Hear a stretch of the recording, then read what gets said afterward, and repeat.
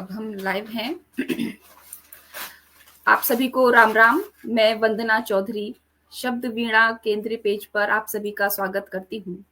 शब्द वीणा एक ऐसी संस्था है जो संस्कृति और साहित्य को साथ लेकर चलती है और इसकी जो अध्यक्षा हैं वो डॉक्टर रश्मि प्रियदर्शिनी जी हैं, जो कि बहुत ही निष्ठावान एक साहित्यकार हैं, अंग्रेजी की प्रोफेसर हैं और सामाजिक कार्यों में भी उनका बहुत रहता है और संगीत में भी उनकी बहुत रुचि है। तो वो एक हर एक पटल पर हर एक क्षेत्र में वो अपना आधिपत्य स्थापित किए। बहुत अच्छी न्यूज़ भी वो हर उसमें उनका रहता है। हर बार मतलब हर इतनी एक्टिव रहती हैं कि हम देख सकते हैं कि आए दिन शब्द वीणा के खबरें आपको सोशल मीडिया पर समाचार पत्रों में आपको मिलेंगी। तो एक ऐसी संस्था, समृद्ध संस्था, जिसकी जिला स्तर पर बहुत सारी समितियां हैं और राज्य स्तर पर भी 13 राज्यों में हमने संस्था बना रखी है, जबकि इसको अभी तक 1 वर्ष भी नहीं हुआ है। अगर इसी तरह से माँ शारदे का आशीर्वाद, आप सभी प्रबुद्धजनों का आशीर्वाद बना रहे तो ये संस्था हिंदी साहित्य के लिए बहुत कुछ कार्य करेगी और संगीत के लिए भी। तो हमारे साथ आज आदरणीय कुमार कांत जी उपस्थित हैं हमारे साथ वार्ता में, जिनका हम स्वागत करते हैं। आदरणीय नमस्कार सर, आपका बहुत बहुत स्वागत है शब्द वीणा के इस केंद्रीय पेज पर। इस सत्यम एवं सुंदरम के पेज पर आकर मैं अपने को धन्य मान रहा हूं और रश्मि प्रियदर्शिनी जी बहुत सधे व्यक्तित्व की धनी हैं जी। हर क्षेत्र में बहुत कम समय में, बहुत अल्प अवधि में उन्होंने बहुत अच्छी प्रसिद्धि पाई है जी। बड़े बड़े शिखरों को चूमने की तमन्ना उनके अंदर है और वो उसमें सफल होती जा रही हैं। मैं हृदय से उनका धन्यवाद ज्ञापन करता हूँ। जी जी। आपका भी। जी और जी, वंदना बहुत जी आपका धन्यवाद। भी। जी जी, बहुत धन्यवाद सर। और हम चाहते हैं कि वो इसी तरह से स्वस्थ रहें, कार्य करती रहें, संस्था को आगे बढ़ाती रहें। हमारी छोटी छोटी जो प्रयास है वो संस्था को आगे बढ़ाए। मैं वो भी गया में है और मैं भी गया में हूँ। हाँ जी जी, तो वो गया में ही है। अक्सर कार्यक्रमों में मुलाकात उनसे हो जाया करती है।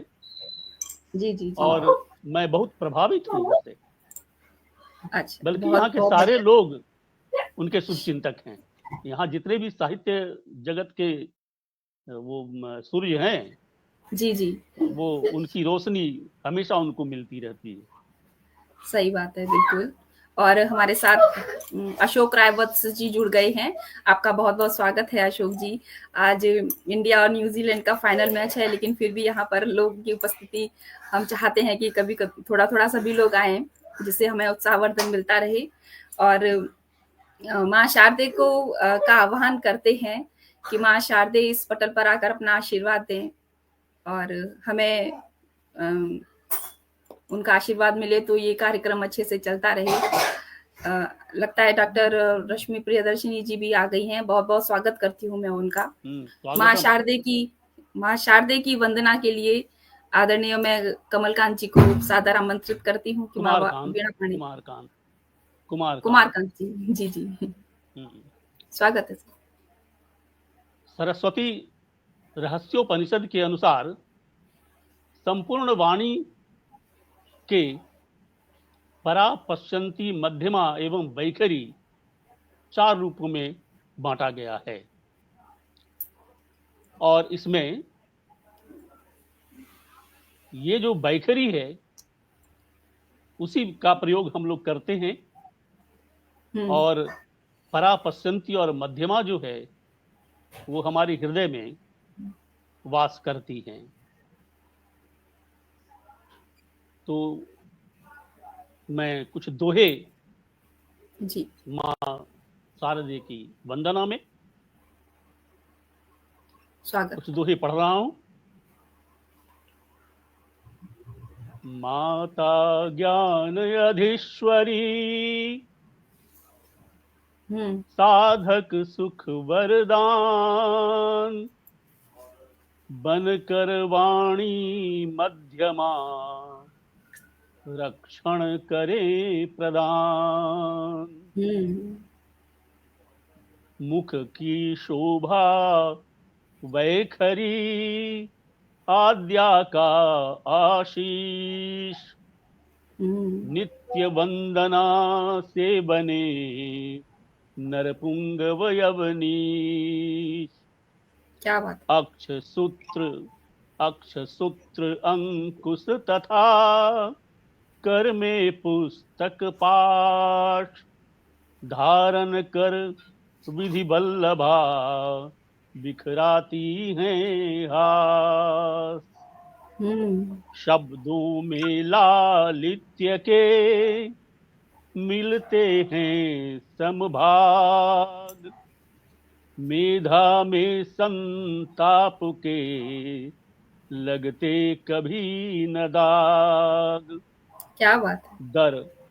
आगे दर्पण में प्रतिबिंब ज्यों हो उठते चैतन्य, आभासित मां जगत में नहीं दूसरा अन्य।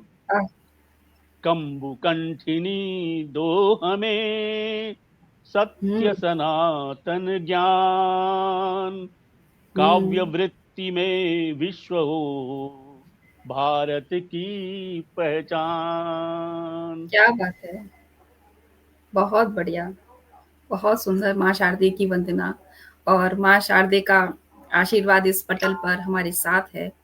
हमारे साथ भी पुरुषोत्तम तिवारी जी जुड़ चुके हैं। आप सभी का आशीर्वाद, आप सभी का सानिध्य हम सभी को मिले ऐसी आशा करते हैं। आदरणीय अशोक राय वत्स जी, डॉक्टर रश्मि प्रियदर्शिनी जी, सभी का स्वागत करती हूँ। सर्वप्रथम थोड़ा सा परिचय मैं अपने साहित्यकार, अपने अतिथि का थोड़ा सा परिचय दे देती हूँ। आदरणीय कुमार कांत जी गया बिहार से हैं और जो कि एक साहित्याचार्य हैं। एमए हिंदी से इन्होंने किया है और स्वतंत्र लेखन ये करते हैं और अवकाश प्राप्त अध्यापक हैं। इनकी प्रकाशित कृतियां हैं यह अंगद का पांव है, कविता संग्रह है ये, और खुली दिशाएं खुले मुहाने त्रिधा काव्य संयोजन है, जिसमें 3 तरह की विधाएं मुक्तक, दोहा और गीत। जी ठीक है ना, मुक्तक, दोहा और गीतों का संयोजन है, इसलिए इसको त्रिधा काव्य संयोजन कहा गया है। अगली कृति है खुले मेघ के पत्र, जो दोहा और मुक्तक का संग्रह है। और इनकी अभी बहुत सारी कृतियां प्रकाशाधीन है, जिसमें है मुखर व्यंजनाएं, दिग्पाल जो दोहा संकलन है, सन्नाटे का शोर, छंद मुक्त कविताएं हैं इसमें, और गद्यात्मक कथा आलेख संकलन भी है और मुक्तक प्रबंध भी है, और बहुत सारे साझा संकलन है आदरणीय के, जिसमें अश्वस्थ खड़ा है आज भी, रोशनाई, अश्वस्थ कह रही हूँ, अश्वस्थ नहीं, सॉरी, अश्वस्थ खड़ा है आज भी। नहीं मैडम, अश्वत्थ। हाँ, यस, अश्वत्थ। हाँ, अश्वत्थ खड़ा है आज भी। मुझे कहते हैं पीपल को, पीपल का जो वृक्ष होता है ना, हाँ, उसे अश्वत्थ कहा जाता है। आपका जो भाषा का जो ज्ञान है वो काफी मतलब गुण है, इस बारे में भी हम लोग बात करेंगे। और रोशनाई, गजल गलियारा और सह संपादन अखरा, जो मगही की पत्रिका है, इसमें भी साझा संकलन है। और कई सारी ऐसी पत्रिकाएं हैं जिसमें इन्होंने अपनी रचनाओं को प्रकाशित करवाया है, और आकाशवाणी पटना से भी इनकी कविताएं प्रकाशित हो चुकी हैं। तो बहुत ही मजे हुए, कहते हैं कि बहुत ज्यादा अच्छे साहित्यकार आज हमारे साथ जुड़े हुए हैं। हम उनका अभिनंदन करते हैं। हमारे जी बहुत बहुत आभार है आपका कि आपसे हमें बहुत कुछ सीखने को, समझने को मिलेगा।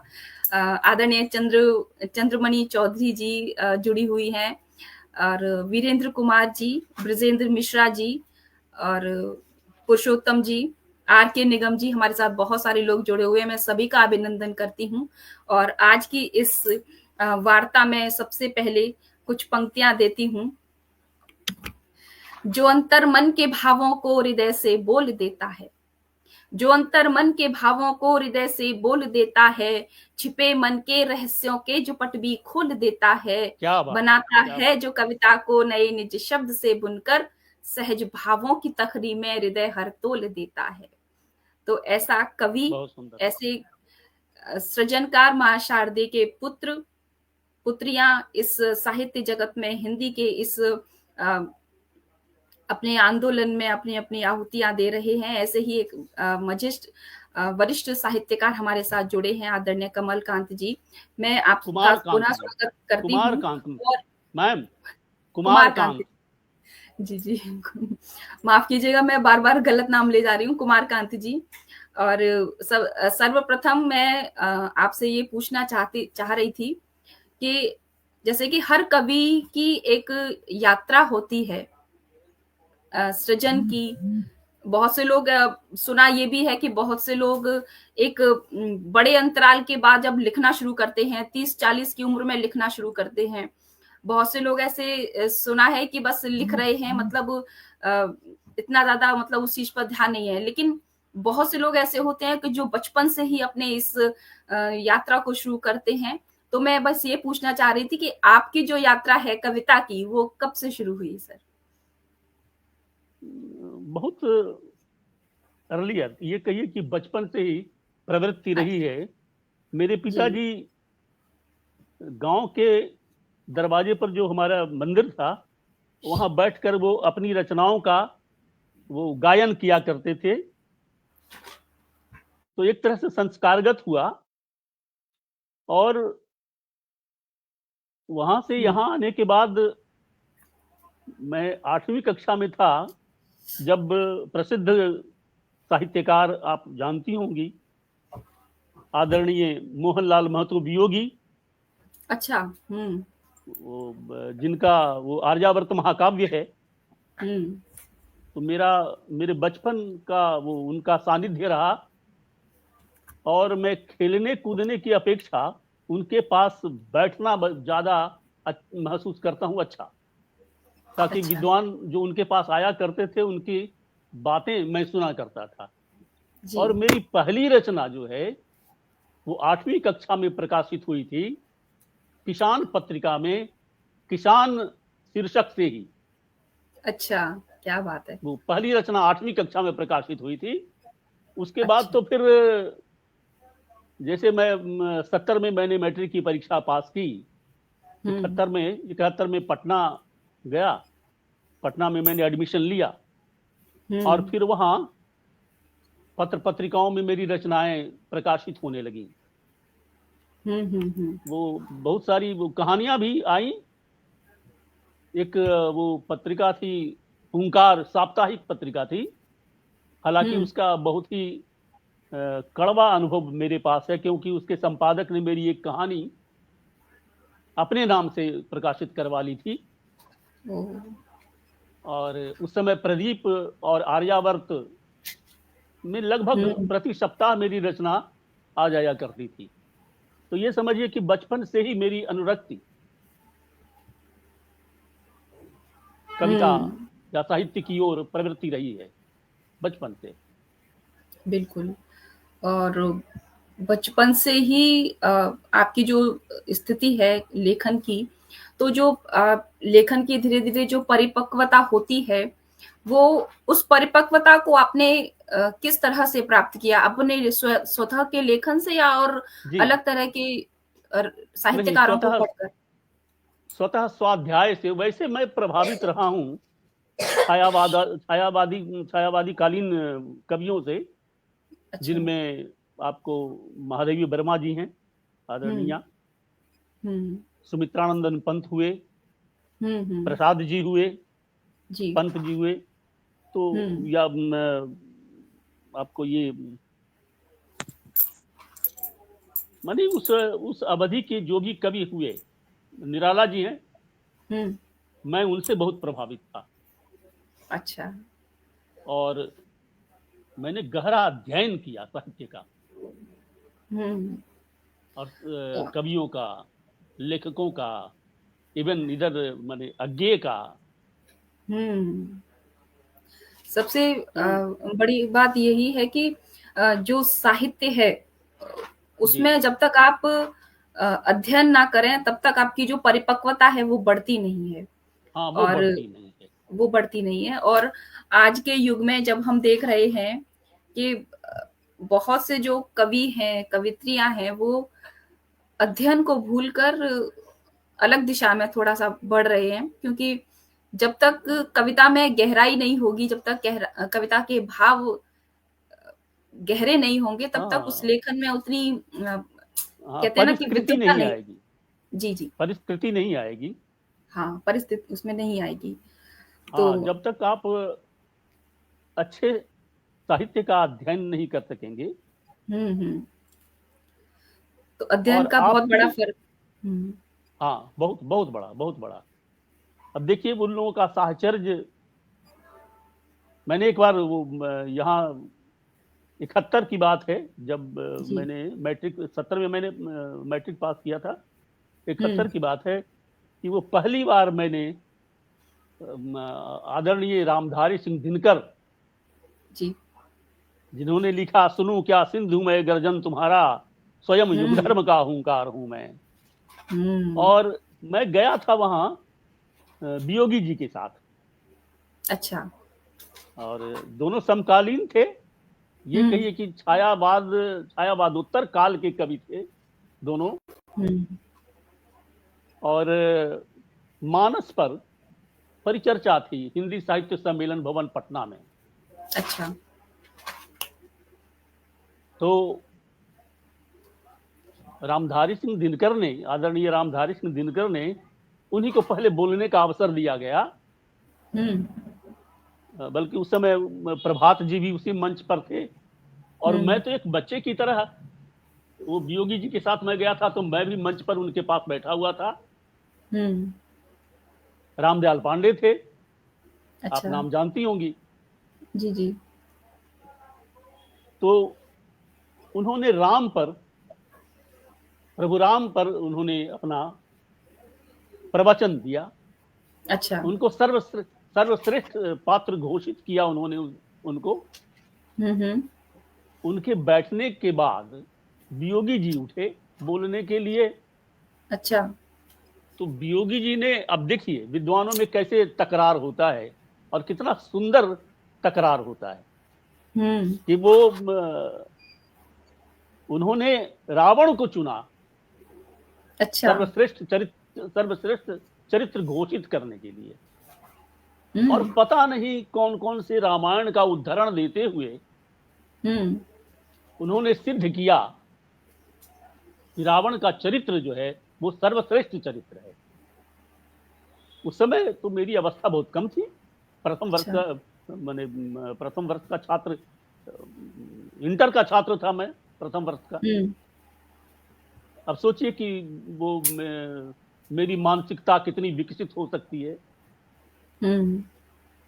तो यह एक आश्चर्य का विषय था मेरे लिए। तो मुझे लगा कि यदि गहरा स्वाध्याय हो तो आप कुछ भी सिद्ध कर सकते हैं। आपके पास वह बौद्धिकता होनी चाहिए, वह स्वाध्याय होना चाहिए। जब वो बैठने लगे तो रामधारी सिंह दिनकर जी ने पान का बीड़ा हंसते हुए वियोगी जी की ओर बढ़ाया। यह मेरे जीवन का एक बहुत बड़ा यह दृष्टांत है।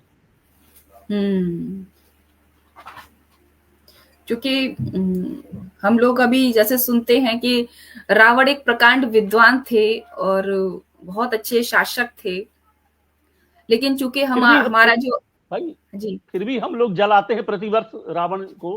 हाँ, क्योंकि बात ये है ना कि उसने जो अपने, कहते ना कि एक काम अगर आप गलत कर दो तो बाकी की सारी अच्छाइयां आपकी लुप्त हो जाती हैं, सारी अच्छाइयां गुम हो जाती हैं। हाँ, तो लेकिन उसने एक ऐसा विद्वत्ता की, हाँ, विद्वत्ता की बात मैं कर रहा हूँ कि वो किस रामायण से, रामायण तो हर भाषा में, सभी भाषाओं में है। सही कम बात से कम है। भारत में तो सभी भाषाओं में है। हाँ। तो पता नहीं किन किन आनंद रामायण और कौन रामायण से उन्होंने उद्धरण कंवन देते हुए, रामायण, बहुत हाँ, सारी। ये सिद्ध किया कि सर्वश्रेष्ठ चरित्र जो है वो रावण का है। चरित्र ना कहकर यह विद्वता कह सकते हैं, विद्वता कह सकते हैं। हाँ, विद्वत्ता की ही बात है। हाँ मैंने उन्होंने जी। अपने स्तर से सिद्ध किया। तो हाँ ये अपने। मेरे बचपन की बात, ये मेरे बचपन की बात थी। हाँ हाँ हाँ, बिल्कुल हाँ, बिल्कुल। अ, विद्वता उस के समय को भी मामले में बिल्कुल रावण, क्योंकि जब उसका वध हुआ था तो राम जी ने खुद लक्ष्मण जी से कहा था कि आप इनसे चीजें सीखिए क्योंकि ये बहुत विद्वान है।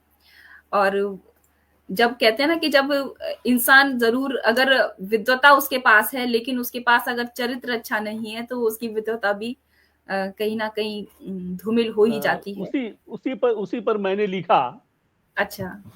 सिमट कर मत रहो, हाँ। सिमट कर मत रहो, कुछ फैलने दो आप अपने को। हाँ। सिमट कर मत रहो, कुछ फैलने दो आप अपने को। पखेरु चहचहाते हैं सदा छतनार हम्म। वृक्षों में। हाँ, क्या बात पखेरु है। चहचहाते हैं सदा छतनार वृक्षों में। यह एक हम्म।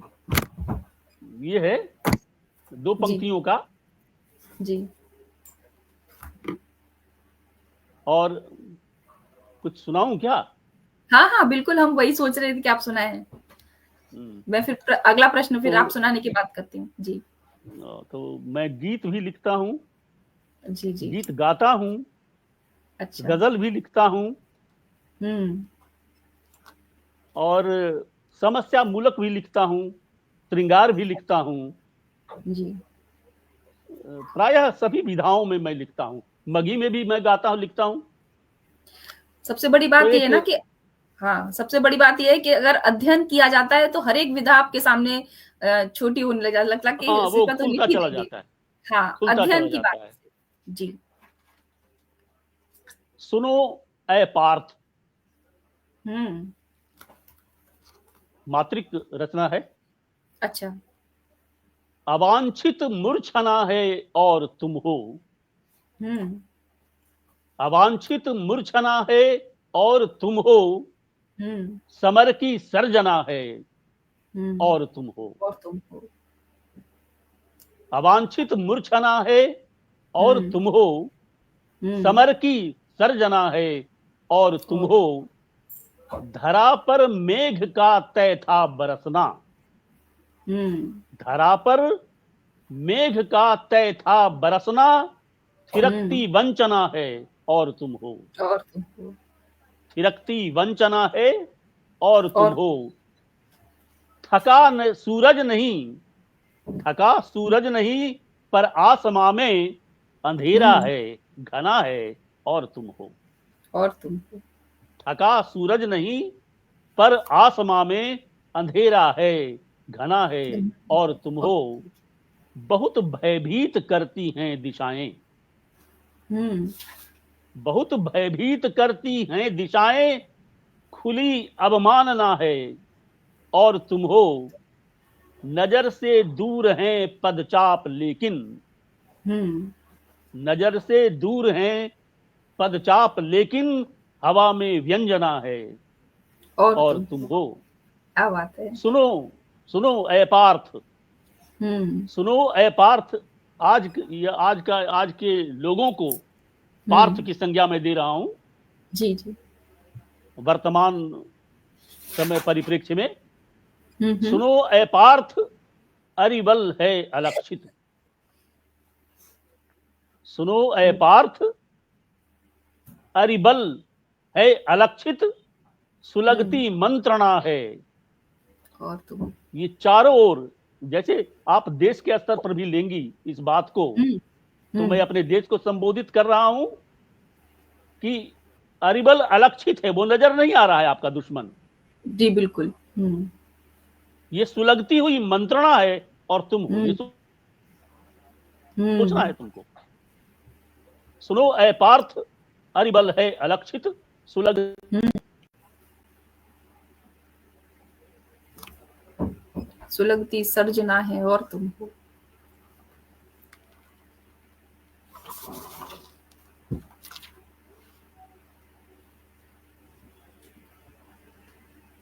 लगता है कुछ नेटवर्क बाधित हुआ है।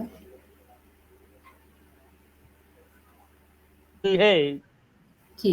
समय की अर्थवत्ता, द्रौपदी है तिरस्कृत हम्म। यंत्रणा है और और तुम हो, अवांछित सर्जना है, अवांछित मूर्छना है और तुम हो, समर की सर्जना है।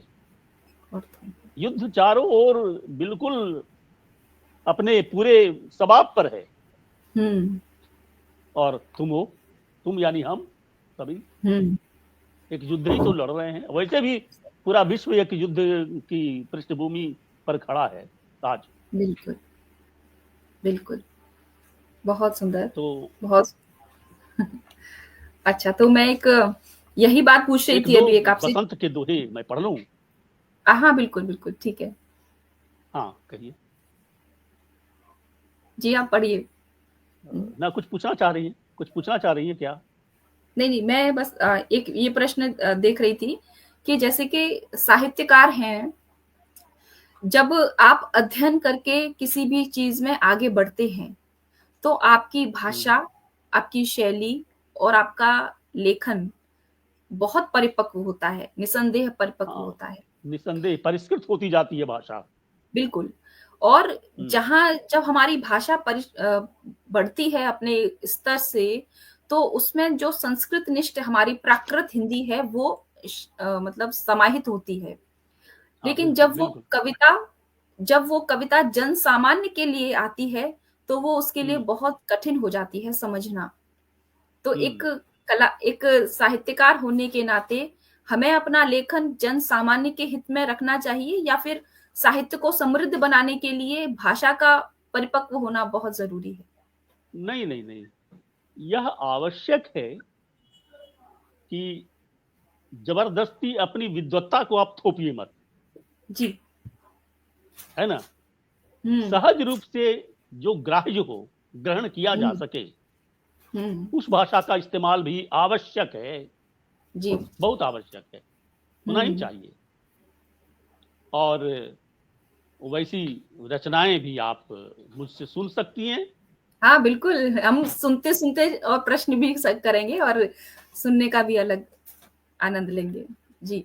सरोज कुमार जी हमारे साथ जुड़े हुए हैं, आर के निगम जी, सुनील कुमार उपाध्याय जी, डॉक्टर रश्मि प्रियदर्शिनी जी, पंकज मिश्रा जी, हमको सभी लोग सुन रहे हैं। मैं सभी का हार्दिक अभिनंदन करती हूँ। आप जी सर। लेकिन एक भावात्मक गीत मैं सुनाना चाहता हूं। जी, स्वागत। एक प्रवृत्ति सी बन गई थी, हुँ, क्योंकि मैंने 5वीं कक्षा पास की थी और मेरे पिताजी दिवंगत हुए थे। अच्छा। तो एक प्रवृत्ति सी बन गई कि शाम का समय हुँ, मेरे अकेलेपन का हुआ करता था। हुँ, मैं किसी का साथ पसंद नहीं करता था। अच्छा। तो उसमें एक भावात्मक वो एक रचना आई है, हुँ। मैं सुनाना चाहता हूं। और वैसे अभी तो समय है, मैं हाँ, सुनाऊंगा। काफ़ी समय है अभी, 9 बजे हाँ तक। हाँ। शांत रहो ना परिवार। गगन से उतरते, गगन से उतरते, अंधेरे में कोई अगम स्वर मुझे दूर तक खींचता है। हुँ, अगम स्वर मुझे गगन से उतरते, अंधेरे में कोई अगम स्वर मुझे दूर तक खींचता है। हुँ, कहीं चांद की दूधिया माधुरी में हुँ, अधूरा सपन डुबकियां ले रहा है। कहीं चांद की दूधिया माधुरी में अधूरा सपन डुबकियां ले रहा है। निमंत्रण मुखर मौन संकल्पना का किसी वर्जना को जन्म दे रहा है। अपरिचित तनावों में उलझा हुआ सा, अपरिचित तनावों में उलझा हुआ सा, कई भाव एकांत मन भींचता है। गगन से उतरते अंधेरे में कोई अगम स्वर मुझे दूर तक खींचता है। 2 बंद मैं सुनाऊंगा, ज्यादा नहीं।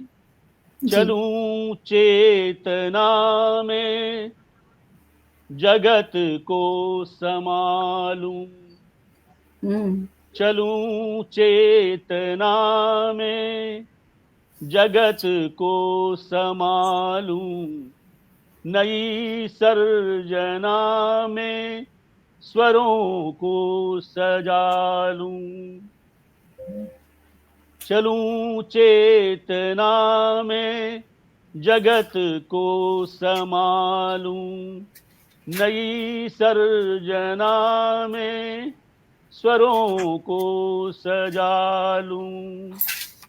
विहग चंचुओं में दमित कलरवों को सकल नाद दे मूर्छना से जगा लूं।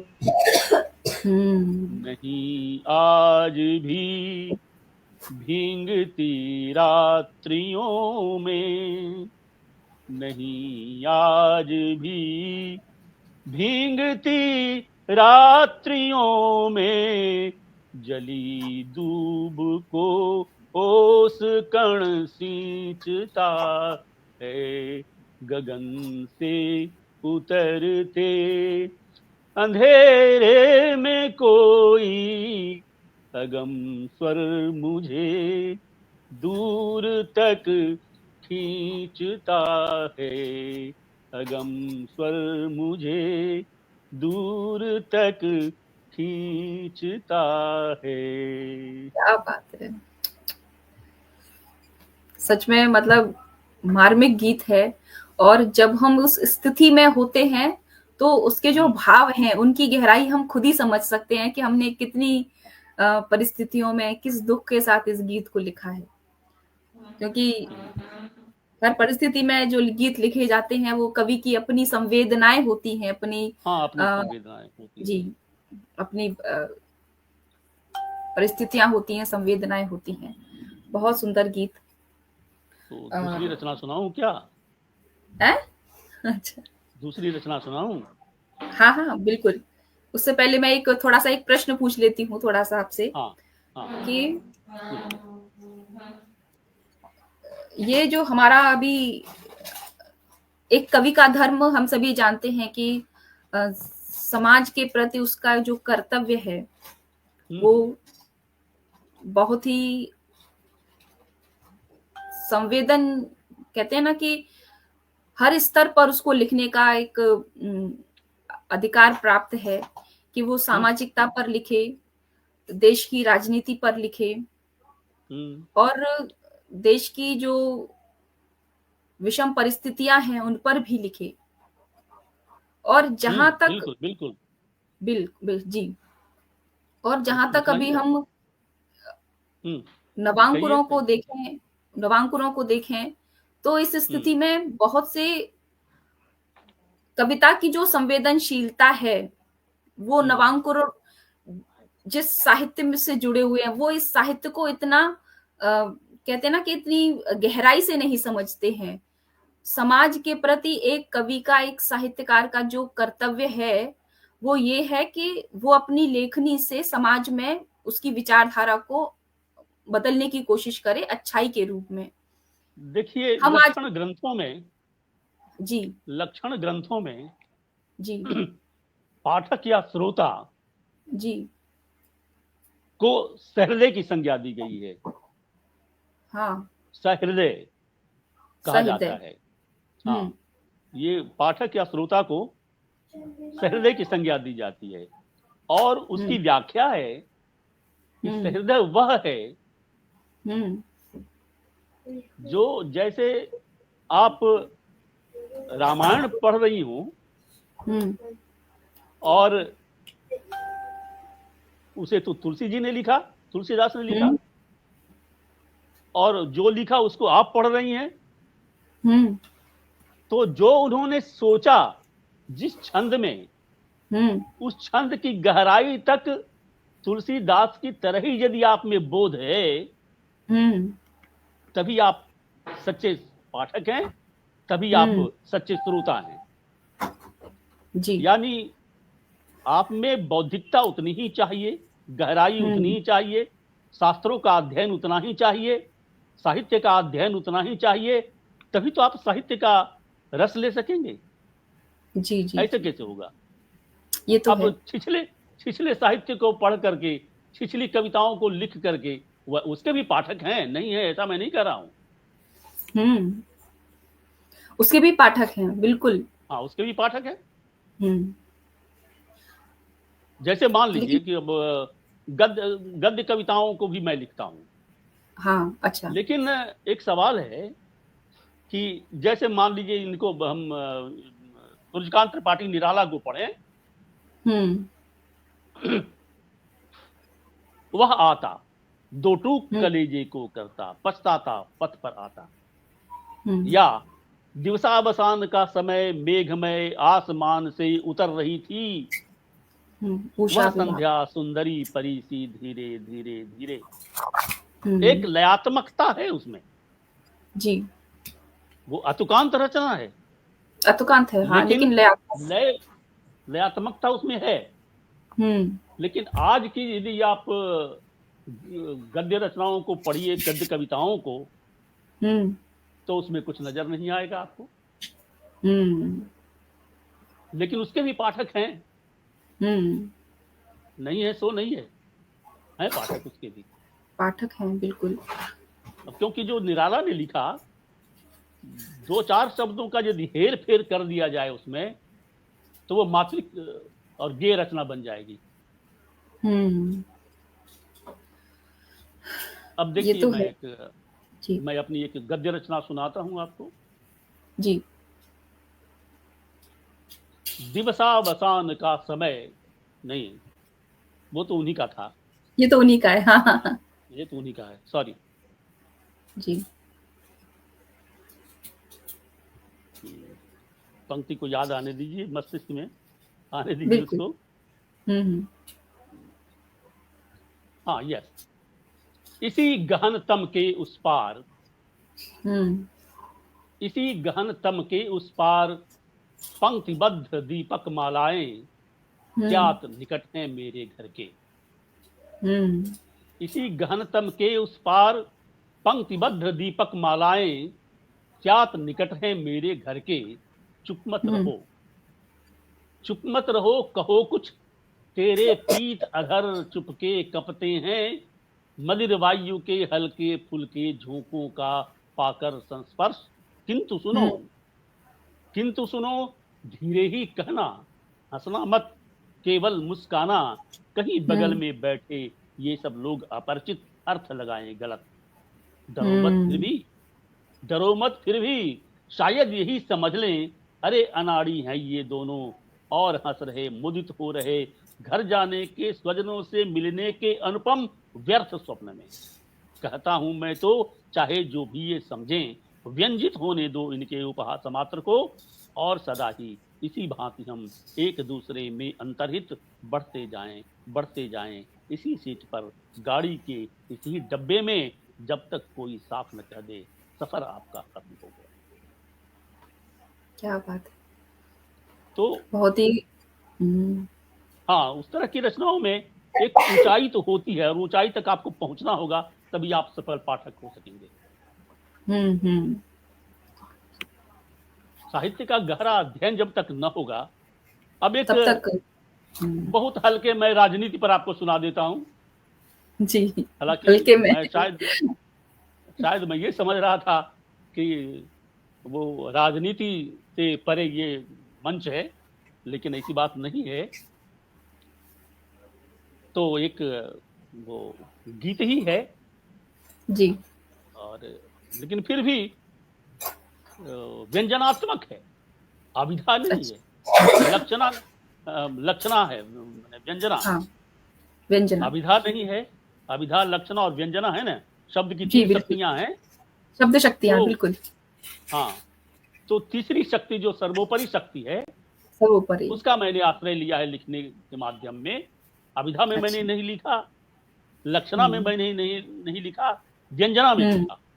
व्यंजना में लिखा, बिल्कुल। हाँ, आई है रोशनी तो तीरगी की पहल कर। हुँ, आई है रोशनी तो तीरगी की पहल है। हुँ, जब उजाला आ गया है लोगों के पास, तो लोग अंधेरे को ढूंढने लगे हैं। हाँ, देखिए, जी, विचित्र सी बात है। हुँ, आई है रोशनी तो तीरगी की पहल है, कुछ लोग उजाले से परेशान हैं बहुत। हुँ, कुछ लोग उजाले से उजाले परेशान से परेशान हैं बहुत। ये आप मैंने बिल्कुल आज की स्थिति में आप देख सकती हैं। है, सही बात तो है। ये देखिए आप, शीर्षक है जमालो। जमालो, जमालो, हाँ, जमालो एक नाम है, एक संज्ञा है, अच्छा, अच्छा, अच्छा, जिसको मैंने मिथक के रूप में इस्तेमाल किया है। अच्छा, और जमालो को मैंने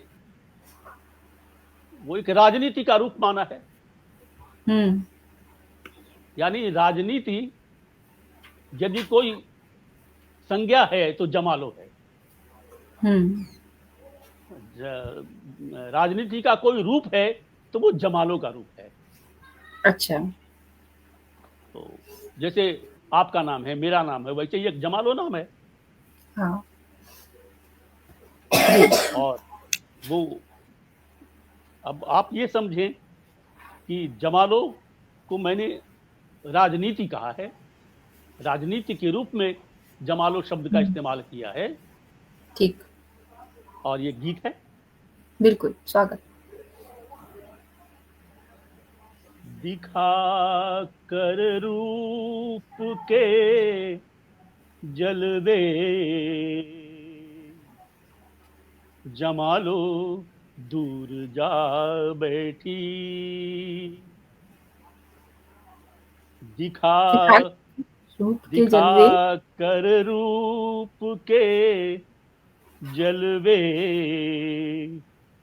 जमालो राजनीति। दूर जा बैठी। अरे हुँ, भाई, आपके पास आते हैं, ताम झाम बतियाते हैं, ये देंगे वो देंगे, हुँ, ऐसा कर देंगे, भविष्य ऐसा हो जाएगा, भविष्य बहुत सुनहरा हो जाएगा, हुँ, और चला गया तो चला गया। हुँ, उसके बाद फिर दर्शन कहाँ है। सही है। दिखा कर रूप के जलवे जमालो दूर जा बैठी। करा कर बेवजह बलवे। वही लोग तो बलवा भी करवाते हैं, लड़ाई हुँ, लगवाते हैं, झगड़ा लगवाते हैं। हुँ, करा कर बेवजह बलवे जमालो दूर जा बैठी।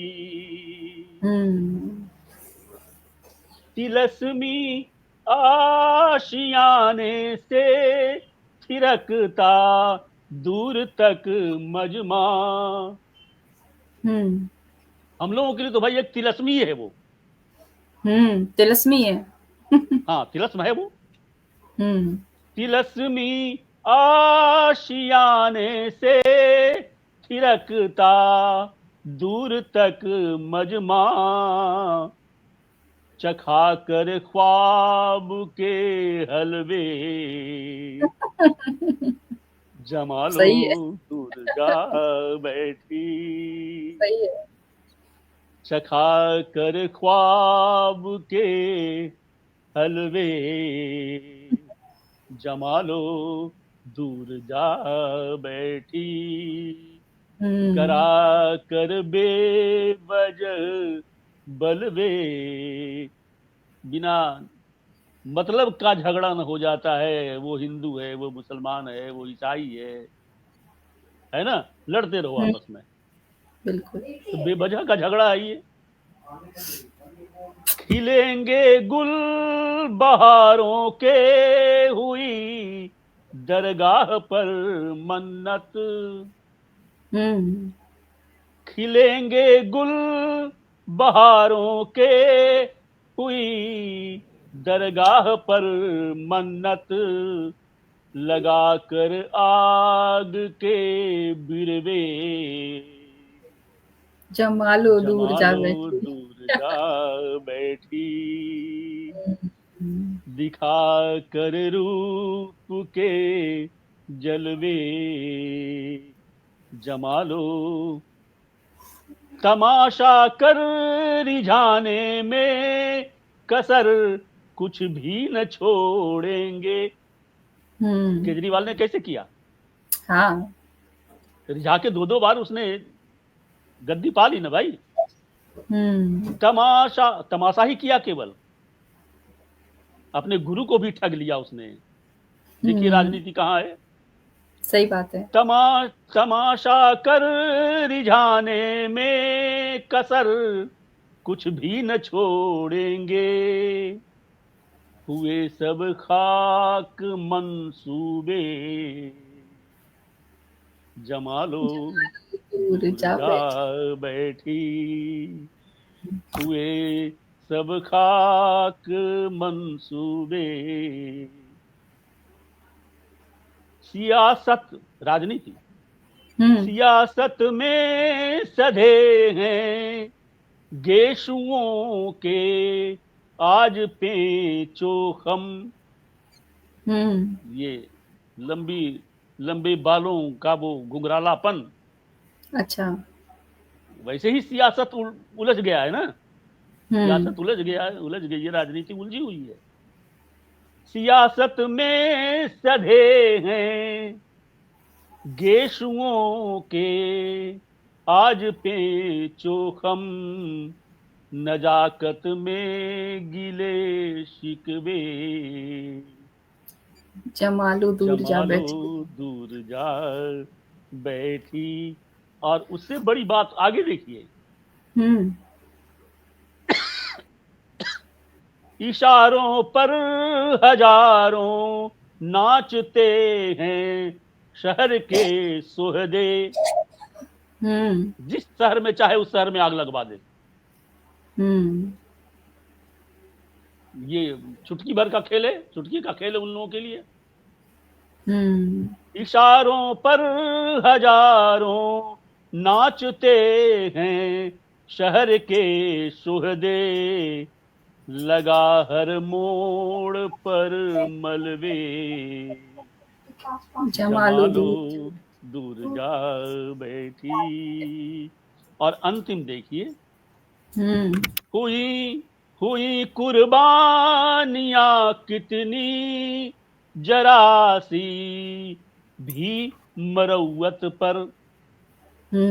हुई कुर्बानियां कितनी जरा सी ही मरौवत पर, चटाकर मखमली तलवे,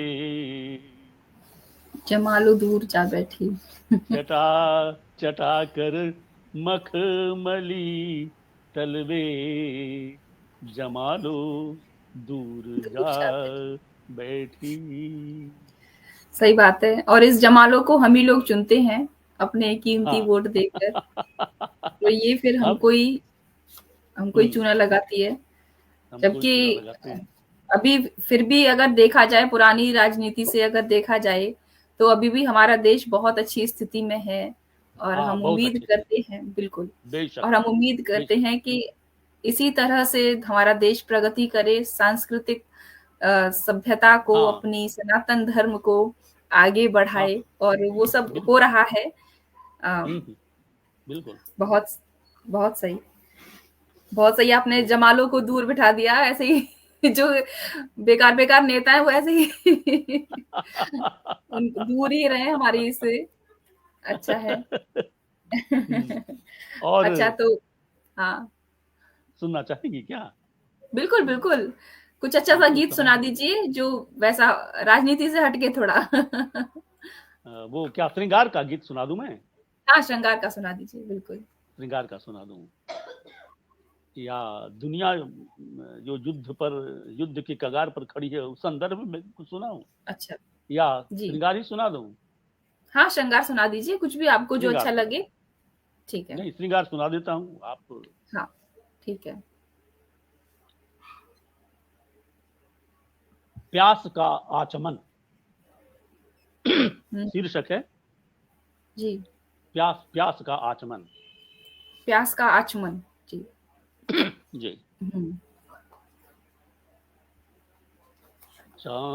चांदनी की ऋचा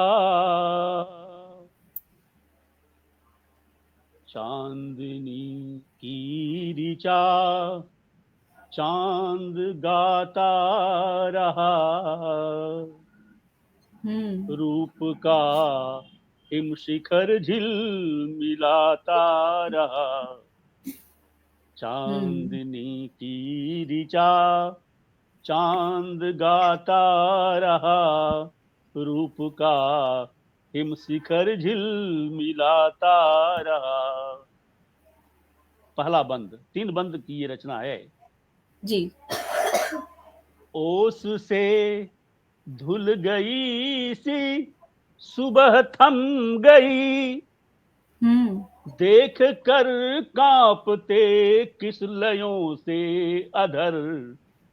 हम्म मैं समझता हूँ कि समझने में तो कोई दिक्कत नहीं होगी। बहुत मतलब नहीं भाषा बहुत सुदृढ़ है बहुत सुंदर ओस से देखिए गहरे डूबने की कोशिश कीजिए। बिल्कुल बिल्कुल गहराई वाली रचना ओस से वो श्रृंगार भी है तो बहुत उथला श्रृंगार नहीं है। नहीं नहीं बहुत गहरा श्रृंगार है और ये श्रृंगार अध्ययन की वजह से है जी हाँ, बिल्कुल धन्यवाद। ओस से धुल गई सी सुबह थम गई हम्म देख कर कांपते किस लयों से अधर। एक हम्म आभा एक आभा अथक नाचती रह गई सुर्ख होती हरी दूब की नोक पर।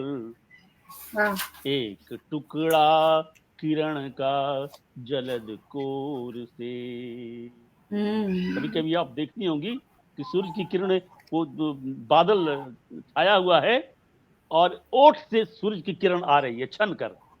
बिल्कुल बहुत सुंदर दृश्य रहता है हाँ, ओस से धुल गई सी सुबह थम गई देख कर कांपते किस लयों से अधर। एक हम्म आभा अथक नाचती रह गई सुर्ख हम्म होती हरी दूब की नोक पर। एक हम्म टुकड़ा किरण का जलद कोर से।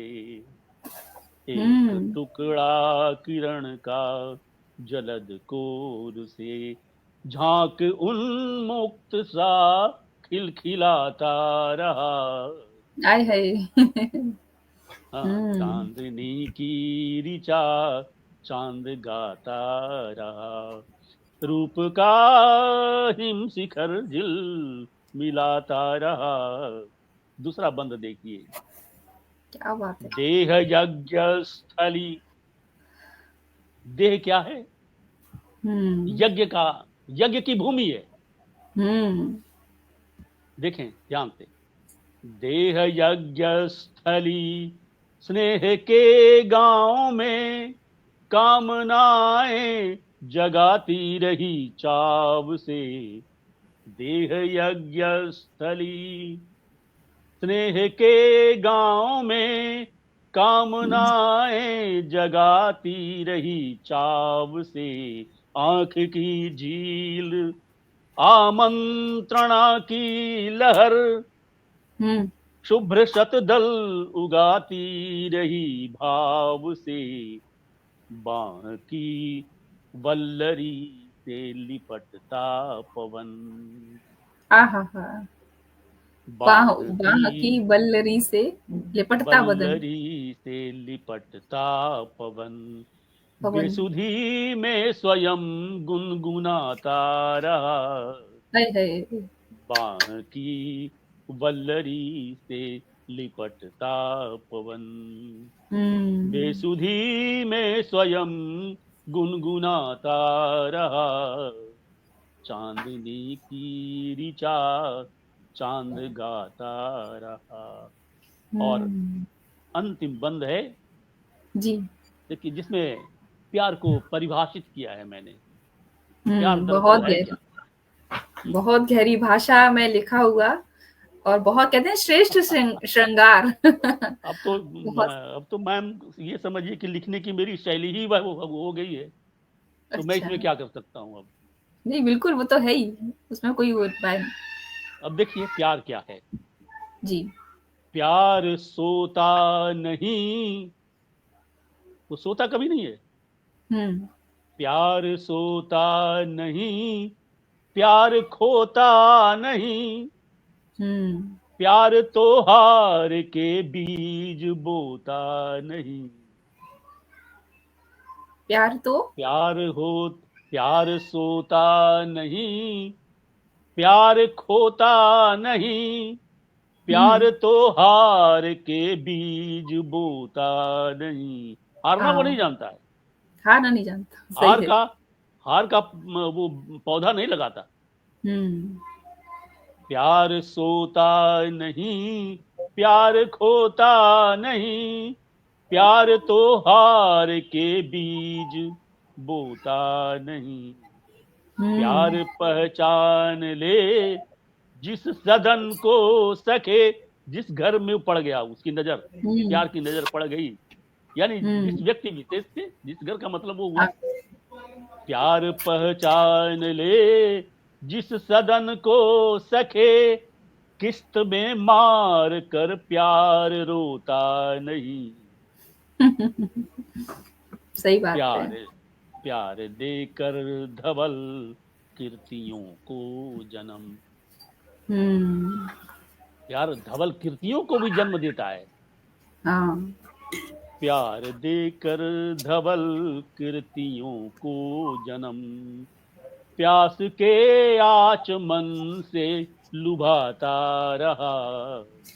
चांदनी की ऋचा चांद गाता रहा। रूप का हिम शिखर झिल मिलाता रहा। बहुत सुंदर, बहुत सुंदर। इतनी प्रेम की इतनी पराकाष्ठा में लिखी हुई श्रृंगारिक रचना, इतनी श्रेष्ठ रचना, बहुत सुंदर। कहते हैं ना कि एक अद्भुत अद्भुत श्रृंगार, जो कि शालीन श्रृंगार है ना, शालीन श्रृंगार कहेंगे इसे। जी हाँ, आजकल जो हम देख रहे हैं श्रृंगार, छिछला है, अश्लीलता भरा है, और वही ज्यादातर मंचों पर लोग पसंद भी कर रहे हैं, क्योंकि जनता को भी नहीं पता है, लोगों को नहीं पता है कि असली श्रृंगार कहाँ है। जो उनको हंसी मजाक दिया जा रहा है वो उसी को मनोरंजन समझ रहे हैं। ये हमारी बहुत बड़ी श्रृंगार वह है जिसमें आप डूब जाइए। वही बिल्कुल। और लेकिन हमारा आनंद लीजिए। डूबकर आनंद। लेकिन साहित्य तो ब्रह्मानंद है। जो ब्रह्म का आनंद है वह साहित्य है। बिल्कुल। लेकिन कहते हैं ना कि मंचों पर जो जनता है ना, उसको मनोरंजन के लिए ये छीटाकशी और ये सब चीजें परोसी जा रही है, वो साहित्य का हनन ही है, जो हनन वो कह सकते हैं हाँ, हम उसको। मंचों पर वही जमालो दूर जा बैठी। जमालो, बिल्कुल वो सब चीजें है ना। हो रही हैं, लेकिन होना नहीं चाहिए। और समय के पड़ाव में हम आपसे चाहेंगे कि आप थोड़ी सी 2-4 मुक्तक और हमें सुना दीजिए, फिर हमारा समय समाप्त हो जाएगा। हम चाहेंगे, आपका बहुत सुंदर आपकी रचनाएं हैं, लेकिन आज एक छोटा गीत ही क्या सुना दूं? मुक्तक मुक्तक 2-4 मुक्तक सुना दीजिए। अच्छा, मुक्त।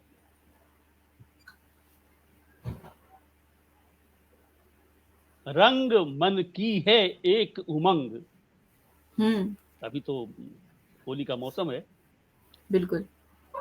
रंग मन की है एक उमंग, नाचता तन भी जिसके संग। हम्म, रंग मन की है एक उमंग, नाचता नाच का तन तन भी भी। जिसके संग। हम्म, उमगता बहिरंदर संबंध, बहिरंतर संबंध, अंदर और बाहर हम्म, का एक संबंध स्थापित हो जाता है। हाँ, रंग मन की है एक उमंग, नाचता तन भी जिसके संग। उमगता बहिरंतर संबंध, साध्य साधक का अतुलित ढंग। यह भी मैम हम्म, वो बहुत छिछली नहीं है। बिल्कुल। साध्य और आपकी साधक का। अरे हम्म, भाई, जिसको हम प्रेम करते हैं उसको लगाते हैं, हम्म, जिससे सही हमारा बात है। स्नेह है उसी को हम हम्म, रंग डालते हैं। वरना झगड़ा हम्म, कौन मोल लेने जाए? सोचिए। सही है। एक दो दोहे और देख लीजिए। जी। बासंती उद्घोष है। हम्म, यदि मैं गाकर इसको दोहे को पढ़ूं। हाँ। बासंती उद्घोष है, रतिपति का प्रतिगेह। गेह माने घर।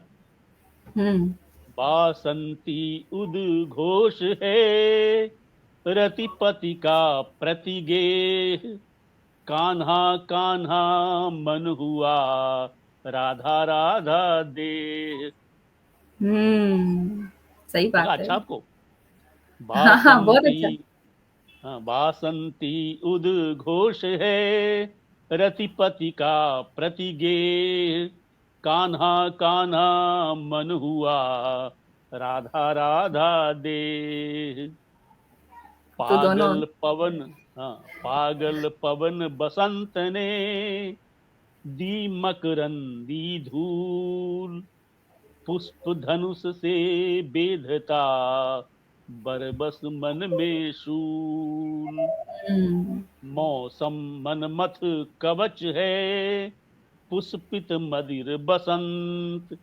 कहीं कुहकती कोकिला, कहीं सहकता कंत। क्या बात है। बहुत सुंदर, सुंदर, बहुत सुंदर। हर एक रचना बहुत ही, कहते हैं, श्रेष्ठ श्रृंगार, शालीन श्रृंगार के साथ दोहे मुक्तक आपसे वार्ता करके बहुत सारी चीजें पता चली। और कहते हैं कि मतलब हमारी भाषा की परिपक्वता अध्ययन से है, और आपकी जो परिपक्वता है वो सच में बहुत दिखाई दे रही है। और इसी तरह से साहित्य को, हमारी भाषा को ही हम नहीं, जब नव तक नव युवाओं को। गहरे गहरे साहित्य का बोध जब तक न होगा, और हाँ। अच्छे गहरे साहित्य का जो बड़े बड़े विद्वान हैं उनकी हम्म, किताबों का आप अध्ययन नहीं करेंगे, हम्म, तो सुंदर रचनाएं आप कहां से ला सकेंगे? आपका जी। अनुभव का विस्तार यदि नहीं होता है। आपकी तो सोच का विस्तार, कि आपकी परिपक्वता का विस्तार। मैंने हम्म, कहा ना कि वो पखेरु चहचहाते हैं सदा छतनार वृक्षों में। हम्म, सिमट कर मत रहो, कुछ फैलने दो आप अपने को। तो फैलने का सही बात, मतलब तो यही हुआ ना सही बात है। कि आप अच्छा स्वाध्याय कीजिए, तब हम्म, आपके अंदर से जो अनुभूति निकलेगी वह अच्छा हम्म, साहित्य होगा। हाँ, तभी साहित्य सही बात, सही अच्छा बात है। होगा। स्व और वो संघर्ष तो करना पड़ता है आदमी को। संघर्ष तो बड़ा हर संघर्ष चीज में का करना पड़ता है। है। आप अध्ययन करेंगे, ये भी एक संघर्ष है। उस चीज की गहनता को समझेंगे, ये भी एक संघर्ष है, और उसको एक दोहा मैं उसी संदर्भ में पढ़ देता हूं। जी, हाँ। भरता है संघर्ष ही, सांस सांस उत्कर्ष, ऊंचाई, सांस सांस में ऊंचाई वो भर देगा यदि आपका संघर्ष आपके साथ है। भरता है संघर्ष ही सांस सांस उत्कर्ष, फिर होता रस राग से जग जीवन में हर्ष। जग जीवन में हर्ष। हाँ, सही बात है। एक दोहा मैं भी सुना देती हूँ इसी चक्कर में मैं एक दोहा सुना देती हूँ कि बिल्कुल बाधा सहते तुम चलो, बाधा सहते तुम चलो, करो ध्येय से प्रीत, बाधा सहते तुम चलो, करो ध्येय से प्रीत, कभी मिलेगी हार तो कभी मिलेगी जीत। तो हमें संघर्ष करते रहना है। बहुत सुंदर, बहुत सुंदर। हमें संघर्ष करते रहना है, हमें अध्ययन करना है, हमें साहित्यकारों को सुनना है, पढ़ना है, और है। हाँ, पढ़ना है, सुनना भी है और पढ़ना भी है। यही आज के लोगों की यही दिक्कत है। हाँ, या तथाकथित साहित्यकारों की बात करता हूं मैं, कि वो गहरा स्वाध्याय करते नहीं, केवल सुनाना चाहते हैं। हाँ, ये है। तो गहरी अनुभूति आपके अंदर से नहीं आएगी तो लोग क्या सुनेंगे भाई? बिल्कुल। क्या सुनाइएगा आप? क्या परोसिएगा आप समाज में? क्योंकि तो परोसने लायक चाहिए ना कि लोग सुन सकें, एक जमात आपका बन सके। कविता की तो मैं समझता हूँ कि हाँ, मैं समझता हूँ कि रश्मि प्रियदर्शनी जी ने यही किया। यह सुनने और सुनाने का एक मंच तैयार किया है, जिससे लोगों में इसके प्रति, साहित्य के प्रति आस्था बढ़ सके। हम लोग, वंदना जी, हम लोग एक दूसरे लोग के प्राणी हैं। जो साहित्यकार होते हैं उनका एक अलग वर्ग है, उनकी एक अलग जाति है जो समाज का निर्माण करना चाहता है, जैसे माने ये कर रही हैं, जैसे आप कर रही हैं। हाँ, बिल्कुल। तो आप और उनकी सफलता को मैं स्वागत करता हूं और हार्दिक धन्यवाद देता हूं मैं उनको। जी बिल्कुल, हम सब धन्यवाद देते हैं, और हम धन्यवाद यहाँ इस पटल पर उपस्थित सभी साहित्यकारों को जो इस गहन वार्ता को समझ रहे हैं, सुन रहे हैं, आनंद ले रहे हैं। आर.के. निगम जी और शब्द वीणा राजस्थान प्रदेश पेज से भी हम इस साहित्य वार्ता को सुन रहे हैं। आचार्य कुमार मोहन जी भी इस हमारे साथ जुड़े हुए हैं। डॉक्टर रश्मि प्रियदर्शनी शुरुआत से जुड़ी हुई हैं। आर.के. निगम जी, रवि प्रकाश जी, बहुत से लोग हमारे साथ जुड़े हैं। शब्द वीणा उत्तर प्रदेश का पेज भी, उत्तराखंड भी, बिहार भी, सब जगह से हमारी इस वार्ता को सुना जा रहा है। और हम समझते हैं कि किसी को सुनाने के साथ साथ हमें सुनना भी जरूरी है, क्योंकि हम बहुत सारी हमारी चेतना, हमारा अध्ययन, हमारी सोच पढ़ने के साथ साथ सुनने से भी बहुत जागृत होती है। यह जानना बहुत जरूरी है, जानना जरूरी है कि आप कहना क्या चाहते हैं। हाँ, समाज जानना बहुत जरूरी है। और रमेश, कितनी स्वीकार्यता है आपकी समाज में? हाँ, आपकी बातों में कितना बल है कि लोग उसको समझ सकें, उससे प्रभावित हो सकें और एक नव निर्माण की दिशा में अग्रसर हों। बिल्कुल। साहित्य के जितने भी नई कलमें हैं, उनको अध्ययन के साथ अपने वरिष्ठ लोगों को सुनना भी बहुत जरूरी है, ताकि बहुत जरूरी है। जिस क्षेत्र में हम कभी-कभी पढ़ नहीं पाते हैं, उस क्षेत्र में यदि कभी-कभी हमको सुनकर ऐसी चीजें, विषय पता चलते हैं कि जिसमें हम अपनी सोच को आगे बढ़ा सकते हैं और अपनी कलम को निखार सकते हैं। तो बहुत ही समृद्ध वार्ता आपके साथ हुई, बहुत कुछ अच्छा लगा, और मैं रश्मि प्रियदर्शनी जी का बहुत बहुत आभार प्रकट करती हूँ कि उन्होंने आप जैसे वरिष्ठ साहित्यकार को हमारे सामने रखा, आपसे बात करने का। मेरा आभार भी पहुंचा दीजिए उन तक। बिल्कुल। आप वो सुन रही हैं, वो समझ लेंगी कि आप भी आभार प्रकट कर रहे हैं।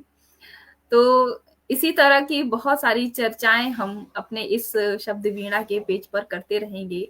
साहित्य के क्षेत्र से, संगीत के क्षेत्र से, सामाजिक क्षेत्र से, हर क्षेत्र से जो प्रबुद्ध जन हैं, उनसे हम ज्ञान लेते रहेंगे, क्योंकि पढ़ना भी ज़रूरी है और सुनना भी ज़रूरी है।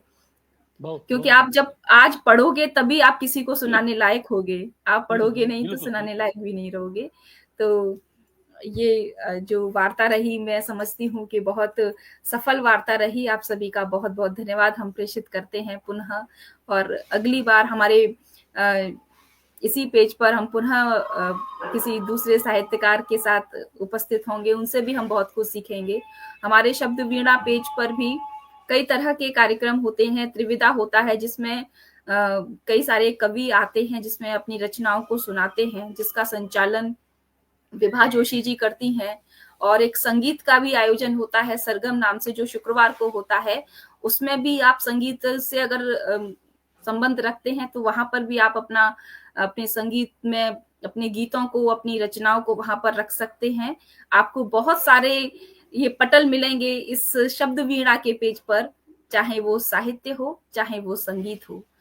तो बहुत-बहुत आभार आप सभी का। आप इस कार्यक्रम से जुड़े, आप सभी ने अपनी-अपनी शुभकामनाएँ हमको भेजी, और मैं आप सभी को बधाई देती हूँ इस होली पर्व पर, कि आप सभी की होली बहुत अच्छे से व्यतीत हो। आप बहुत सौहार्द के रंग लगाएँ, अपनों से प्रेम के साथ इस होली को खेलें, और अपनी अध्ययन की यात्रा को आगे बढ़ाते रहें, आगे और बढ़ाते रहें। लिखते रहें। माँ शारदे की कृपा से आप लिखते रहें। बहुत-बहुत धन्यवाद आप सभी का। धन्यवाद। जय हिंद, जय भारत, वंदे मातरम। जय भारत, जय श्री राम।